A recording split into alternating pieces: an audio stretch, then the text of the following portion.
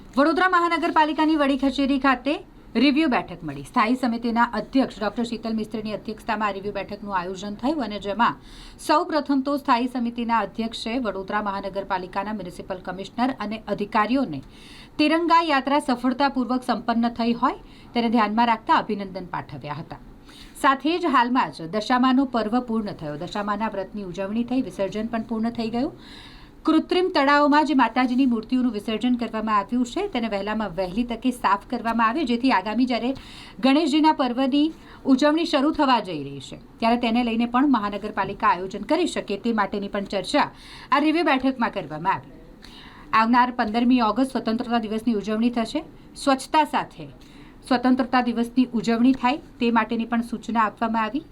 સાથે જ લારી ગલ્લા ધારકોને પણ યોગ્ય સૂચનો આપવામાં આવ્યા છે સ્વચ્છતાને લઈને કે તેઓ પણ પોતાના લારી ગલ્લા પર ડસ્ટબિન રાખે, જેથી કરીને વધુમાં વધુ જગ્યા પર આપણે ગંદકી ફેલાતા અટકાવી શકીએ. આ તમામ મુદ્દાઓ પર આ રિવ્યુ બેઠકમાં ચર્ચા કરવામાં આવી. આઝાદીના અમૃત મહોત્સવમાં 79મો સ્વતંત્રતા દિવસની ઉજવણી થઈ. તિરંગા યાત્રા ખૂબ સક્સેસફુલ. માનનીય કમિશનર શ્રી અને મ્યુનિસિપલ કોર્પોરેશનના તમામ સ્ટાફ મેમ્બરો જે ખડે પગે મહેનત કરી એ તમામને અભિનંદન ચૂંટાયેલી પાત્રથી આપ્યા. ખાસ કરીને આવનારા દિવસોમાં જે તહેવારની સિઝન આવે એમાં હમણાં જ દશામાનું વિસર્જન થયું છે, એની મૂર્તિઓ એ તળાવમાંથી ખાલી કરી અને કોઈની લાગણી દુભાઈ નહીં એ રીતે આ મૂર્તિઓનું ક્રશિંગ થાય અને નિકાલ કરવાની પ્રક્રિયા કેવી હોય છે એ બાબતની ચર્ચા કરી. આ તળાવો ખાલી થાય તો ગણેશ વિસર્જન માટે પણ વાપરી શકાય. ગણેશ વિસર્જનના તળાવો જે ગઈ વખતે બનાવ્યા હતા એના પ્લાસ્ટિક બધા પાણી ભરવાનું હોય, આજુબાજુ બેરિકેડિંગ કરવાનું હોય, એની તૈયારી વહેલી તકે ચાલુ થાય જેથી કરીને છેલ્લી ઘડીએ દોડાદોડ ન થાય. દરેક વોર્ડમાં આ વખતે નક્કી કર્યું છે કે આઝાદીનો પર્વ સ્વચ્છતાની સાથે ઉજવવાનો. હર ઘર તિરંગા હર ઘર સ્વચ્છતા એના આધારે સ્વચ્છતાનો ડ્રાઈવ વોર્ડ ઓફિસર દ્વારા પ્રોએક્ટિવલી કરવામાં આવે. તમામ ગટરના ઢાંકણા, કેચપીટના ઢાંકણા યોગ્ય જગ્યાએ હોય અને કોઈ વ્યક્તિને નુકસાન ન થાય, કોઈ વ્યક્તિને એક્સિડન્ટ ન થાય એવી જ રીતે તમામ ખાડાઓ પૂરવામાં આવે, તમામ ઓપન સ્પોટ દૂર કરવામાં આવે. તમામ લારી ગલ્લા ધારકો ડસ્ટબિન રાખે સૂકો ને ભીનો કચરો કરવા માટેની. હાઇજીન એન્ડ સેનિટેશન, હાથ ધોવાની વ્યવસ્થા રાખે, પ્લેટો ધોઈને વાપરે જેથી કરીને લોકોમાં માંદગીનું પ્રમાણ ન થાય અને સ્વચ્છતા જળવાય એ પ્રકારની સૂચનાઓ આપવામાં આવી છે. પાણીના સપ્લાયના પ્રોબ્લેમને પ્રાધાન્યતા આપવાનું કહેવામાં આવ્યું છે કે અલગ અલગ જગ્યાએ પાણીના પ્રેશરનો પ્રોબ્લેમ સર્જાય છે. આમાં મુખ્યત્વે તો થોડા દિવસ અગાઉ જે દોડકાની લાઇનનું કનેક્શન, જીએસએફસી પાસે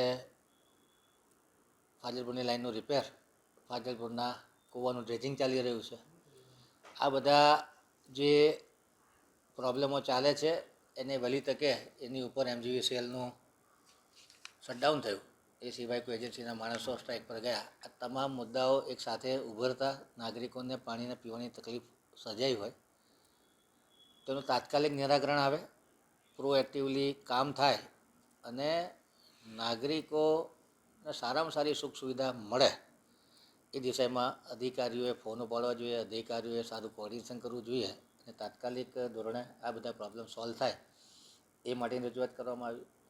સુપ્રીમ કોર્ટે ચુકાદો આપ્યો છે કે સ્ટ્રે ડોગને માટે શેલ્ટર બનાવી શકાય, એની લીગાલિટી તપાસ કરી અને જો બનાવી શકાય એવું હોય તો જે શેરી કૂતરાઓ છે એને રાખવા માટેની વ્યવસ્થા થઈ શકે. હોકિંગ, નોન હોકિંગ ઝોન લારી ગલ્લા ધારકોને રિલોકેટ કરવાનું જેથી કરી અને એમની રોજીરોટી પણ સચવાય અને સાથે સાથે ટ્રાફિકનો પ્રોબ્લેમ પણ ન થાય અને રાહદારીઓને ફૂટપાથનો છૂટથી ઉપયોગ કરવા મળે એ પ્રકારની પોલિસી બનાવવાનું કીધું છે. માંડવી ગેટનો ઇજારો વહેલી તકે થાય. જે અલગ અલગ વોર્ડમાં સોશિયલ ઇન્ફ્રાસ્ટ્રક્ચર માટેના પ્લોટ રિઝર્વ કર્યા છે એની કામગીરી વહેલી તકે ચાલુ થાય. એ સિવાય જે એટ સોર્સ સેગ્રીગેશન કરવાનું છે એના માટે આઈસી એક્ટિવિટી ચાલુ થાય. જે પ્રમાણે કાઉન્સિલની રજૂઆત આવે છે કે જેની રજૂઆતો અમારા સુધી પહોંચે એનો આખો ઇન્ટિગ્રેટેડ પ્લાન કરી અને એનો એક્શન ટેકન રિપોર્ટ તૈયાર થાય એના માટે અધિકારીઓ સાથ સહકાર આપે કે દરેક વોર્ડમાં જે કામ પેન્ડિંગ છે એ કામ પૂર્ણ થાય. ખાસ કરીને કમાટીબાગનો બ્રિજ બનાવવાનો છે, કમાટીબાગની રિટેનિંગ વોલ બનાવવાની છે, પરશુરામ ભઠ્ઠા માટેની કલવટો બનાવવાની છે, નિઝામપુરા અતિથિગૃહ પાસેની કલવટ વાઇડનિંગ કરવાની છે, સિક્યુરિટીના ઇજારા કરવાના છે, પ્યુનના ઇજારા પતી ગયા છે એ કરવાના છે. પ્લાન્ટેશનનો ડ્રાઈવ પણ એક મેગા ડ્રાઈવમાં જનનાલનો પરિવર્તિત થાય જેથી કરીને વૃક્ષારોપણમાં ગતિ લાવી શકાય. ઈ ચાર્જિંગ સ્ટેશનનું કામગીરી કેટલે પહોંચી છે, તમામ લોયરોની પેનલનો રિવ્યૂ થાય, કેટલા કેસો પેન્ડિંગ છે, કેટલા આર્બિટ્રેશનના કેસો આવે છે જેમની સાથે સમાધાન કરવાની જરૂર હોય એ પેનલ બનાવી અને સમાધાન કરી શકાય. નવા એન્જિનિયરોને રિક્રુટમેન્ટ કરવાની જરૂર છે, નવા ટાઉન ડેવલપમેન્ટ ઓફિસરને રિક્રુટ કરવાની જરૂર છે, સિટી એન્જિનિયર, પાર્ક્સ એન્ડ ગાર્ડનના ડાયરેક્ટર.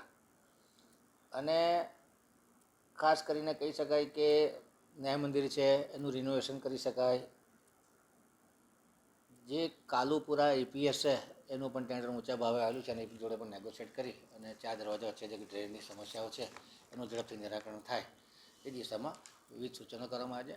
ખાસ કરીને સ્ટાફ વધુ પ્રોએક્ટિવ બને, નાગરિકોને ફોન ઉઠાવે, પોતાના એરિયામાં જાતે વિઝિટ કરે અને પાણીની સમસ્યા, ગટરની સમસ્યા અને સ્વચ્છતાની સમસ્યા એનું તાત્કાલિક પ્રોએક્ટિવલી નિરાકરણ થાય. કે નાગરિકો કાઉન્સિલરને ફોન કરે અને કાઉન્સિલર અધિકારીઓને ફોન કરે એના બદલે અધિકારીઓ જાતે પ્રોએક્ટિવલી પોતાના એરિયામાં ફરી અને જે કોઈ કરેક્શન કરવાના હોય કરે તો એની સુખ સુવિધામાં વધારો થાય અને જે અસંતોષનું વાતાવરણ હોય એ પણ ઓછું થાય અને લોકો કોર્પોરેશન પર વધુ વિશ્વાસ રાખતા થાય. કોર્પોરેશનનો રિસ્પોન્સિવનેસ સારી હોય, સંવેદનશીલતા સારી હોય અને કોમ્યુનિકેશન સારું હોય તો મને લાગે છે કે જે પ્રમાણે કોર્પોરેશન દ્વારા મોટા પ્રમાણમાં કામગીરી થઈ રહી છે એને પણ લોકો એપ્રિશિએટ કરશે. એટલે લોકો જોડેનો વ્યવહાર સુધરે, લોકો જોડે કોમ્યુનિકેશન સારું થાય અને સંવેદનશીલતાથી પ્રોબ્લેમનું સોલ્યુશન ઝડપથી કરવામાં આવે તો મને લાગે છે કે જે લોકોનો વિશ્વાસ કોર્પોરેશનમાં છે વધશે અને લોકોની સર્વિસમાં પણ સુધારો થશે.